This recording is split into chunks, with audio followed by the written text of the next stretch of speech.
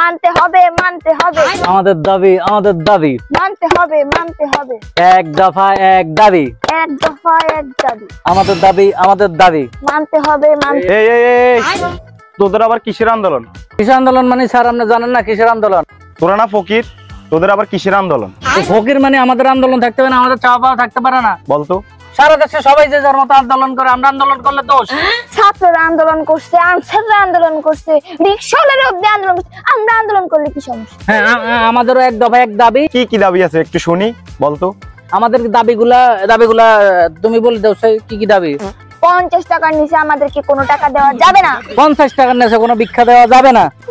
আমাদেরকে কোনো ছিঁড়া নোট দেওয়া যাবে না, পুরনো নোট দেওয়া যাবে না। আমাদেরকে কোনো ছিঁড়া ফাটা পুরো নোট দেওয়া যাবে না।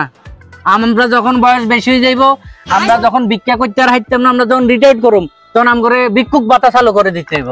সেটাই। ফকিরের আবার এত দফা দাবি? কেন থাকতে পারে না? অবশ্যই আমরা থাকতে ফকির পারে। বলে কি মানুষ না? আমরা এই দেশের স্বাধীন জনগণ, সবাই যে যার মতো আন্দোলন করতেছে, যে যার মত প্রকাশ করতেছে। আমরা ফকির বলে কি আমরা আন্দোলন করতে পারবো না? আমাদের মত প্রকাশ করতে পারবো না? কে জানে?